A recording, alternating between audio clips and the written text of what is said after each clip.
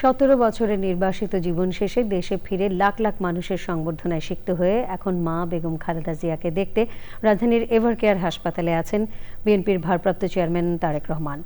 তারেক রহমানের স্ত্রী ডাক্তার জোবায়দা রহমান এবং মেয়ে জাইমা রহমানও আছেন হাসপাতালে। সবশেষ জানতে আমরা সরাসরি যাচ্ছি জান্নাতুল বাকিয়া কেকার কাছে। কেকা, আমরা জানি তারেক রহমান এভারকেয়ার হাসপাতালে তার মাকে দেখতে গেছেন। এই মুহূর্তে এই সম্পর্কিত সবশেষ কি তথ্য আছে আপনার কাছে? ধন্যবাদ। আপনি ঠিকই বলেছেন যে তারেক রহমান হাসপাতালে এসে পৌঁছেছেন। আপনি জানেন যে লম্বা একটি পরিবহন মানুষের ঢলের সাথে তিনি এসেছিলেন। 5:55 তিনি এভারকেয়ার হসপিটাল গিয়ে মূল প্রবেশদ্বারে থামেন এবং সেখান থেকে তিনি বাস থেকে নেমে পায়ে হেঁটে হাসপাতালে গেছেন এবং এখন তিনি তার মা যে ক্রিটিক্যাল কেয়ার ইউনিটে চিকিৎসাধীন, সেখানে তার মায়ের পাশে তিনি রয়েছেন। এর আগে বেলা 5টায় ডাক্তার জোবায়দা রহমান মানে তারেক রহমানের স্ত্রী এবং তার কন্যা জাইমা রহমানও এভারকেয়ার হসপিটালে প্রবেশ করেছিলেন। আমরা যতটুকু জানতে পেরেছি যে তিনি সেখানে গিয়ে মায়ের পাশে দাঁড়িয়েছেন এবং চিকিৎসকদের সাথে কথা বলেছেন।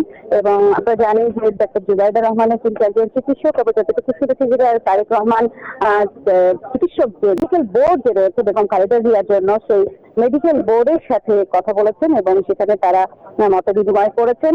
এবং যেহেতু তার স্ত্রী একজন চিকিৎসক এবং মেডিকেল বোর্ডের সাথে তার স্ত্রীর সব মিলিয়ে তারা মায়ের চিকিৎসার ব্যাপারে সার্বিক বিষয়গুলো তিনি শুনেছেন, দেখেছেন এবং তার মায়ের সেই যে আইসিইউতে যেখানে তিনি রয়েছেন সেখানে তিনি সময় অতিবাহিত করেছেন। এবং আমরা যতটুকু জেনেছি তিনি কিছুক্ষণের মধ্যেই হয়তো বেরিয়ে আসবেন এবং তার জন্য গুলশানে যে 196 রোড নম্বর বাসা রাখা হয়েছে, ঠিক করা হয়েছে, সেখানে তিনি যাবেন।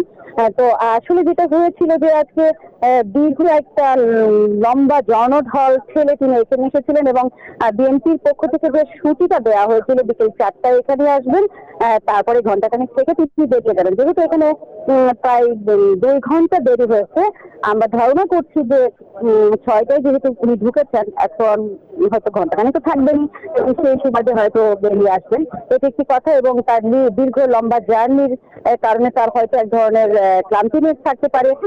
সেখান থেকে যতটুকু তথ্য জেনেছি তিনি সরাসরি বাসায় যাবেন। এবং একটা জিনিস না বলেই পারছি না, সেটা হলো যে আসলে একজন রাজনীতিবিদকে যদি পাশে রেখেও আমি যদি বলি, একজন সন্তান তার মায়ের কাছে গিয়েছেন এবং মায়ের খোঁজ খবর নিয়েছেন এবং তিনি এর আগে যেটা বলেছিলেন জনসমাবেশে কিন্তু মায়ের জন্য দোয়া চেয়েছেন। তো সব মিলিয়ে একজন সন্তান এখন তার মায়ের পাশে অবস্থান করছেন, চিকিৎসকদের সাথে কথা বলছেন এবং চিকিৎসকদের সাথে কথা শেষ করে তিনি বেরিয়ে আসবেন তার গন্তব্যে, তার নিজের বাসায় আসবেন, এটুকুই আছে। আমরা যতটুকু বলেছি, এর আগেও বললাম যে আসলে যে কোনো সময় তিনি বেরিয়ে আসতে পারেন, এটুকুই ছিল এখনকার পর্যন্ত আর কি। কেকা, ধন্যবাদ।